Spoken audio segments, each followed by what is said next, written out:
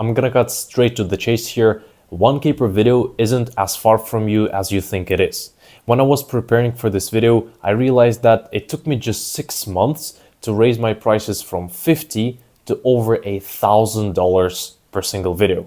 And obviously there are a bunch of caveats to this, the main one being that I've been editing for 2 years at the point of me charging $50 per video, but it only makes it more inspiring, doesn't it? Because I've been doing who knows what for 2 years, got absolutely nowhere, was making like $500 a month, and then just half a year later, I got paid $1,100 for one video. That apparently took me a week, because as you can see, the payment is split in two, because I was charging 50% upfront and 50% when the video is done.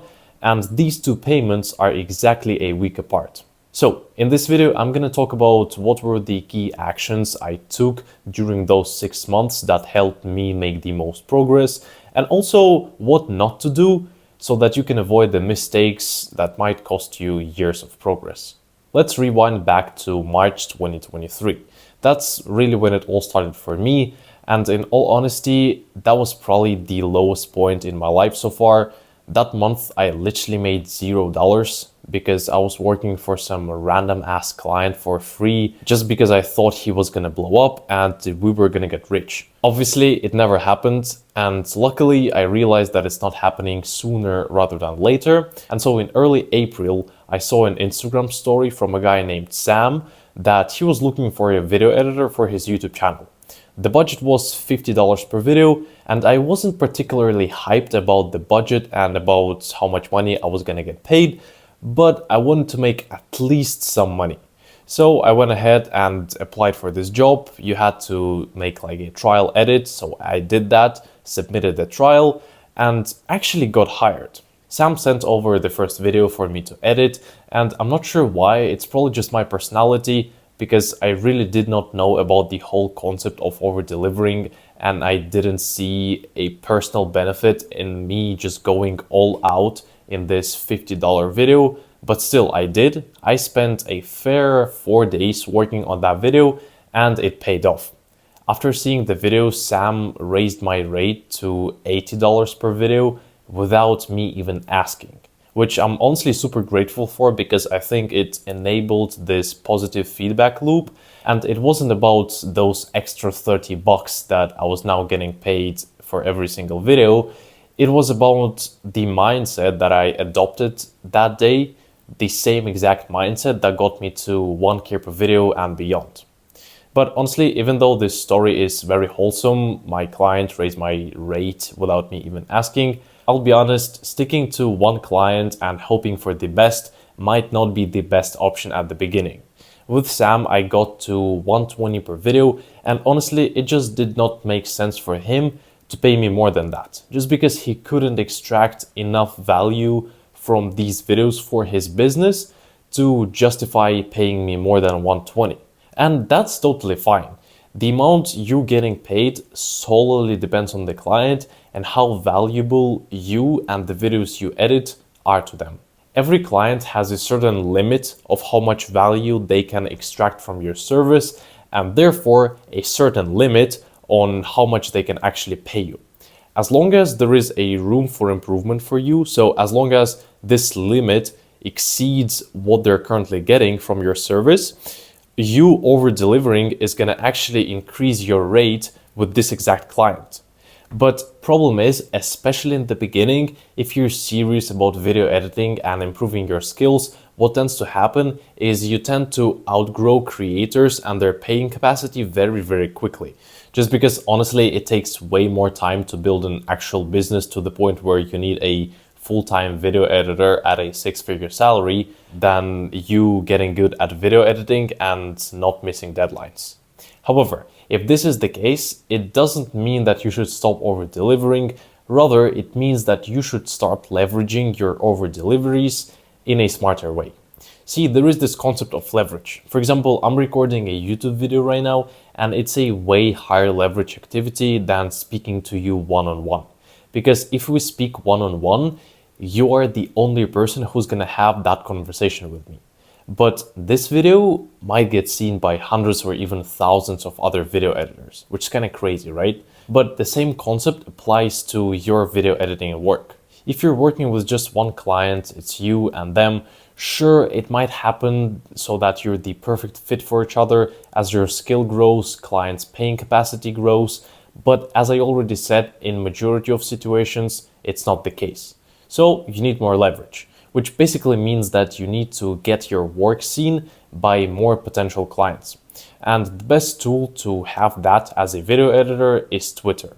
Because what you do is you over deliver on a video and then you post that 30-second to 1 minute long intro on your Twitter, and you have all these potential clients seeing that your work is actually great. Exactly like other video editors who are watching this video right now beside you and are hopefully getting value from it. So let's say you got paid 150 for a video, but if you post it on your Twitter, chances are the client to whom your service is more valuable or whose value threshold is higher than your current client's one is gonna come across your work on Twitter and will be willing to pay you $250, let's say. See how that works? I really do think that this is all about this gap between how much the video is currently generating for your client and how much it can be generating. And the trick is to find the client who has a possibility to extract more value from your service so that you always have this room to improve and over deliver for in order to raise your prices. Because as soon as you cross this threshold, you go beyond it. No matter how good your editing is, no matter how fast you deliver, the client just cannot extract enough value from the videos you edit in order to pay you more. However, once you have your Twitter up and running and you have all these creators seeing your work and reaching out to you, a very common mistake I see video editors make is taking on every client they can. This approach is good at the beginning, where no matter what you edit, you're gonna get better at editing, faster at editing, and more experienced at handling clients. And this approach will get you to around 300 per regular 10-minute video, but not beyond that. I spoke to around 50 video editors in the last couple of weeks, asking them what's their biggest struggle right now. And the common issue that all the guys who are struggling to raise their prices have is that they're all stuck within the same price range, which is around $250 to $350 per video.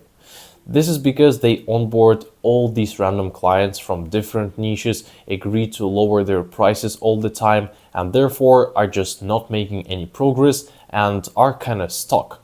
At some point, you have to start being picky with who you work with and take on only those clients who are gonna make you actually grow long term. Also, I think niching down is a great strategy. For example, I've been editing finance talking head videos throughout my whole editing career basically, and that allowed me to make progress exponentially faster than if I were to jump from gaming to documentaries to talking heads to some vlogs here and there. How you edit these different videos in these different niches is actually quite different, which is why if you jump from one another, it's not going to allow you to actually adjust to what you're editing and laser focus on becoming the very best at this particular type of video. It's like if you were to do video editing 1 week, then a week later you're already doing SMMA because you saw a new Iman Gadzhi video, and another week later you're already doing crypto because your friend told you that it's going up right now. Hopefully you understand that you aren't going to make any significant progress in either of the business models, and the same concept applies to niches within video editing. A guy who's laser focused on editing vlogs is going to get faster and better at editing vlogs than a guy who's taking on the gaming and faceless documentary clients here and there. And therefore, a client with a very high paying capacity who's looking for the best vlog editor out there is obviously going to go to the first guy. So the first guy might have sacrificed a couple $100 short term because he said no to these random gaming and faceless documentary clients, but in long term, he landed himself a client with a very high paying capacity because he was looking for someone who's the best. And now this vlog editor guy can over deliver even further and become even better at editing vlogs, and therefore just surpass that guy who's somewhere over here, the one who was taking on random gaming and faceless documentary clients. For me, niching down happened kind of naturally. I wasn't thinking about it in this very scientific way. I just wasn't taking on gaming clients because I don't like editing gaming content, because I don't watch it. And I wasn't taking on documentary clients because their videos are very annoying to edit. So short term, sure, I might have sacrificed some money, but it allowed me to focus on the current clients that I have within the niche that I actually want to grow in, which is talking head videos, and it allowed me to over deliver like crazy. I remember downloading Sebastian Georgiou, hopefully his last name is, video, because I wanted to go frame by frame and replicate the transition that I really liked for a $250 video that I was making. I probably ended up spending stupid amount of time on that video, but when I posted it on Twitter, I got a $300 client reaching out to me because of that video.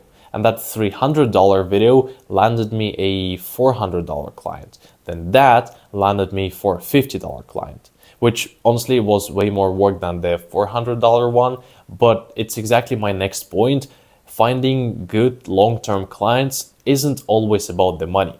This new $450 client that I onboarded, first of all, he had been in the content space for a while, so he already knew how to make really good videos, and he already have worked with a bunch of editors. So I knew that even though there is going to be a bunch of revisions, this is how I'm going to learn, this is how I'm going to essentially pick up his brains and become better myself. And secondly, even though he was paying me $450 for now, I knew that his paying capacity, so the value that he can get from these videos, is really high. And so my potential of charging more with this exact client when I become better at editing is there. So I just went for it, and honestly it ended up working out because I actually did end up learning a bunch from working with this guy. And also the highest amount that he paid me for a single video was $960. So my editing skills had caught up to the amount of value that he can actually extract from the video, and now I was actually getting paid way more than I used to at the beginning. So again, I sacrificed short term but gained long term. I could have just stuck with that $400 client who was super chill, no revisions, in my niche as well, but just didn't force me to grow. Instead, I was continuously going for clients who are going to be beneficial to me long term, which is why after 3 or so months, after me dropping that 400 per video client, I got my first 1K plus project. So to quickly recap, niche down, get good at your niche, and take on clients who are going to be beneficial long term. And again, this isn't always about the money. Sometimes the guy might be very big within your niche, and working with him is going to give you a very good social proof, or the guy might be really good at making content already, and working with him is going to make you get better at editing as well. And if none of these are the case, honestly, just onboarding a new client within your niche usually does help, because every client's videos are slightly different, and this novelty is going to make you improve because you're going to be learning new things. Pay, however, is important because it's kind of the easiest lever to pull if you want to make yourself over deliver. If you're getting paid for the video what you actually want to be getting paid, then you're going to be way more inclined to just go all out. So I don't really like lowering my rate, because over delivering is literally how you make progress, and lowering your rate makes you over deliver a bit less subconsciously. And by the way, this is actually a really good negotiations point. Sometimes clients are going to be like, oh, but I want just my intro to be hyper edited, or oh, but my videos are going to be a bit shorter, and that's why let's go a bit lower in price. What I usually respond to messages like that is something like, I don't want to be going lower in price because subconsciously it's going to make me put less effort into your videos, and therefore I'm not going to be producing my best work. All right, so that's it for today. Hopefully you found this valuable. If you did, then click on the video you see on screen right now, because YouTube thinks you're gonna find that valuable as well. And YouTube is actually fucking smart, by the way. All right, I'll see you in the next one.